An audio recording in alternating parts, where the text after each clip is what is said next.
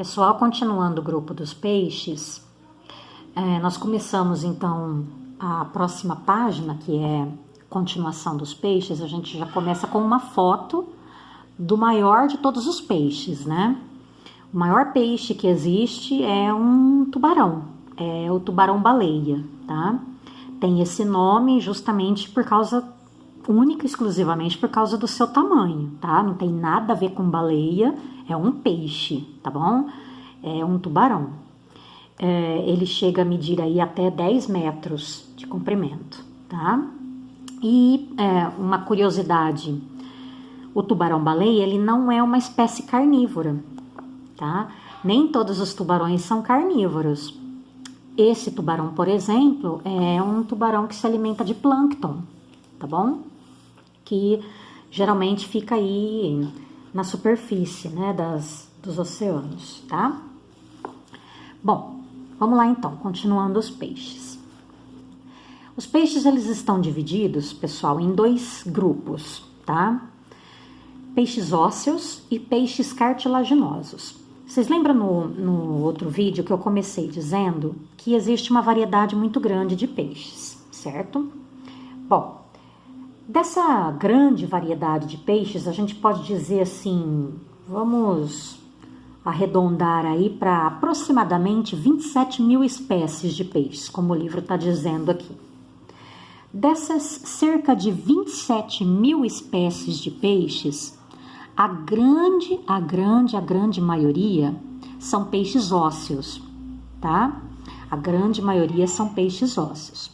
O restante são peixes cartilaginosos, tá?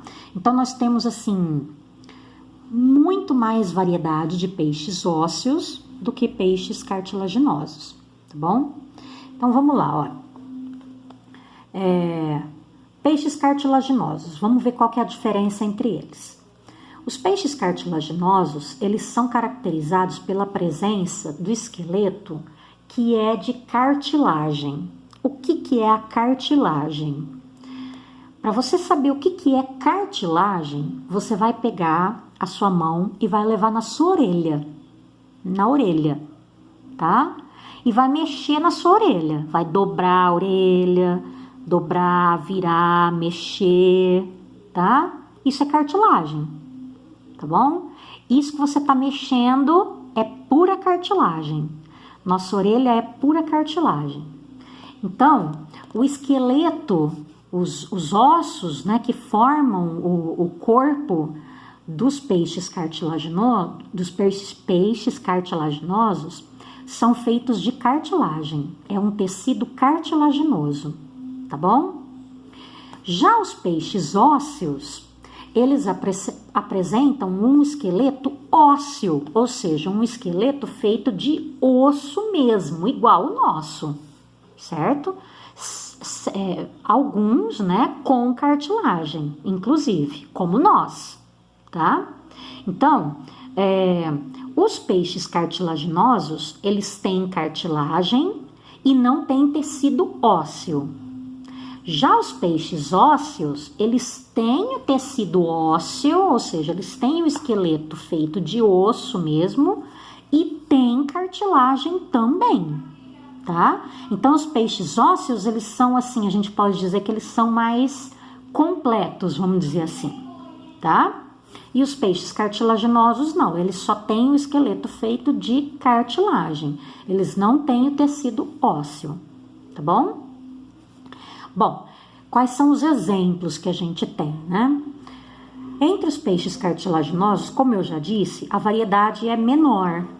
Então, os peixes cartilaginosos, a gente tem assim, como mais os tipos, né, mais conhecidos, a gente tem os tubarões, que a gente tem assim, uma quantidade, uma variedade de espécies bem grande, tá? Tem tubarão branco, tubarão-baleia, tubarão-martelo, tem várias espécies, tá? De tubarões, tá? Então, a gente tem os tubarões, que são peixes cartilaginosos, e as raias. As raias também são peixes cartilaginosos, tá bom? Agora, como peixe ósseo, a gente pode citar, assim, praticamente todos os outros peixes que vocês conhecem são peixes ósseos, tá? Lambari, sardinha, atum, piaba, dourado, cascudo, todos os peixes que vocês escutam aí, que os pescadores pescam, ou peixes que tem aí em peixaria, né, para se comprar aí, para se fazer frito, tá? Assado, bacalhau, tá? Todos esses outros peixes são peixes ósseos, certo? Então, todos os outros são peixes ósseos.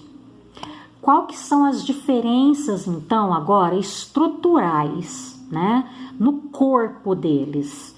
O que eles têm de diferente, além do esqueleto, tá bom? Porque tem mais diferenças, não é só apenas o esqueleto, tá? Não é apenas o esqueleto que é diferente, né? Que nos peixes cartilaginosos é de cartilagem e nos peixes ósseos é de tecido ósseo.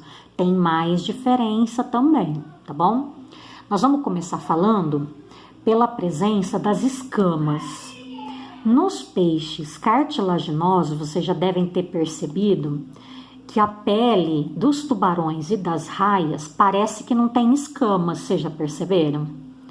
Na verdade, a pele dos tubarões e das raias, né, dos peixes cartilaginosos, ela é bem assim mais lisa, né, do que dos outros peixes, do que dos peixes ósseos.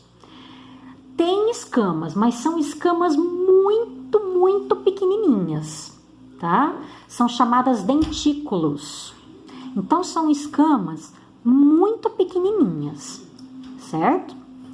Então, essas escamas, elas dão a sensação, por elas serem muito pequenas, elas dão a sensação pra gente que os peixes cartilaginosos não têm escamas, mas tem, tá? Tem escama, assim, é porque realmente são muito pequenas, tá bom? E não dá pra gente perceber. Diferente dos peixes ósseos, né? Os peixes ósseos já apresentam, assim, a pele revestida por escamas bem maiores, né? Que a gente percebe a presença das escamas, assim, só da gente ver um peixe pela foto, já dá pra gente perceber a presença das escamas na pele do peixe, tá bom? Mais diferença. O peixe ósseo, todos os peixes ósseos, eles apresentam uma estrutura chamada bexiga natatória. A bexiga natatória é como se fosse uma bexiga mesmo, um balão de aniversário, tá? Que se enche de ar e esvazia, enche e esvazia. Para que serve isso para o peixe ósseo? Para ele flutuar na água. Então, quando o peixe, por exemplo, quando ele quer subir, tá, para a superfície, quando ele quer ir para cima na água, ele enche essa bexiga natatória de ar. Então, ele fica mais leve e aí ele consegue subir na água. Quando ele quer descer na água, quando ele quer ir mais para baixo, né, e mais profundo na água, aí ele esvazia a bexiga natatória, tá? É como se fosse uma bexiga mesmo, que fica enchendo e esvaziando de ar, tá bom?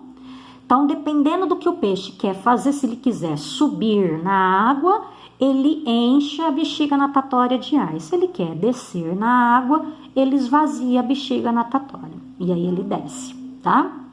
Os peixes cartilaginosos, tubarões e raias, não têm a bexiga natatória, tá? Então, o tubarão, ele não tem. Só que aí, como que o tubarão pode fazer, né? Porque tubarões são peixes conhecidos, né?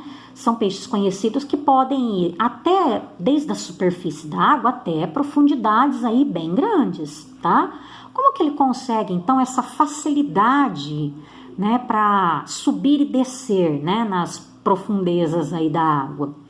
Ele vai acumular no fígado, o tubarão, tá? Ele vai acumular no fígado óleo que vai ajudar na flutuação, tá? Vocês já devem ter ouvido falar, né, que antigamente e até hoje, infelizmente, né, muitos tubarões são capturados para se aproveitar o óleo de fígado de tubarão, tá? que é utilizado aí para se fazer alguns medicamentos, tá? Isso é muito utilizado aí na cultura oriental, tá bom? Então é muito utilizado aí na cultura oriental o óleo de fígado de tubarão aí para se fazer alguns medicamentos, tá? Então, no fígado do tubarão, ele acumula óleo que vai auxiliá-lo aí então na flutuação, tá bom? Na água. E para terminar, tem a diferença quanto à reprodução, tá bom? Então, os peixes ósseos e os peixes cartilaginosos, eles são bem diferentes com relação à parte que diz respeito à reprodução. Então, vamos falar da reprodução agora. Vamos lá, então. Vamos começar pelos peixes cartilaginosos, tá? Nos peixes cartilaginosos, a fecundação é interna. O que significa isso? Significa que vai haver cruzamento entre macho e fêmea. Bom, primeiro, para começar, isso que é uma coisa que eu já deveria ter falado, nos peixes, pessoal, praticamente todas as espécies têm o macho e a fêmea, tá bom? Então, tem sempre o macho e a fêmea, tá? De todas as espécies de peixe, tem o macho e tem a fêmea, tá? Então, tem... de uma determinada espécie de tubarão, por exemplo, tem o macho e tem a fêmea, tá? De uma outra espécie de peixe ósseo, por exemplo, tem o macho e tem a fêmea, certo? Bom, então nos peixes cartilaginosos, como nos tubarões e nas raias, a fecundação é interna. Então, isso significa que tubarões e raias, o macho cruza com a fêmea, tá? Então, cruza entre macho e fêmea. Aí, o macho, então, deposita seus espermatozoides no corpo da fêmea, tá? E aí, a fêmea, então, fecunda, né, os seus óvulos dentro do seu corpo, tá? E aí, os óvulos ficam se desenvolvendo por um certo tempo dentro do corpo da fêmea, tá bom? Geralmente, as fêmeas, né, de tubarões e de raias, elas botam poucos ovos, tá? Não são muitos, tá? Então, elas ficam, a maioria das espécies, tá? De tubarões, fêmeas e raias, fêmeas, desenvolvem seus ovos dentro do corpo. E aos poucos elas vão, então, botando aí seus filhotes, tendo seus ovos, tendo seus filhotes, que são poucos, tá? São poucos filhotes que elas costumam ter, certo? Agora, já com os peixes ósseos, já é um pouquinho diferente. Nos peixes ósseos, a grande maioria, a fecundação vai ser externa. O que significa fecundação externa? Significa que não tem cruzamento entre macho e fêmea. A fecundação vai acontecer fora do corpo, vai acontecer na água. Como que vai acontecer essa fecundação, então? Macho vai soltar os espermatozoides e a fêmea também vai soltar os óvulos na água, tá? Então, o macho vai liberar os espermatozoides e a fêmea vai liberar os seus óvulos na água. E aí, a fecundação vai acontecer na água. E os ovinhos já vão se formar diretamente na água, tá bom? Então, não tem fêmea incubando os ovos. Então, a fêmea, ela não desenvolve os ovos dentro do corpinho dela, tá bom? A fêmea, ela não abriga os ovos dentro dela. Isso acontece com a grande maioria dos peixes ósseos, certo? Olha, o cavalo marinho, né, ele tá aqui, porque o cavalo marinho é uma espécie assim, é uma espécie que foge um pouco da regra, né, na natureza, né, porque é uma espécie onde há cruzamento entre macho e fêmea, tá? Então, aqui, esse aqui no caso é o cavalo marinho macho. Então, o macho e a fêmea cruzam, eles são peixes ósseos, tá bom, pessoal? O cavalo marinho é um peixe ósseo, tá? Então, é uma exceção. Vocês viram que eu disse que a maioria dos peixes ósseos não cruzam. O cavalo marinho é uma exceção, tá? Então, cavalo marinho macho e fêmea cruzam. Só que nesse caso aqui, é a fêmea que passa os óvulos pro corpo do macho. A fêmea que passa os óvulos pro corpo do macho. E aí os espermatozoides do macho, então, vão fecundar os óvulos que a fêmea passou. Ao fecundar, então, os óvulos que a fêmea passou, já vão se formar os ovinhos. E aí, conforme formam-se os ovinhos, né?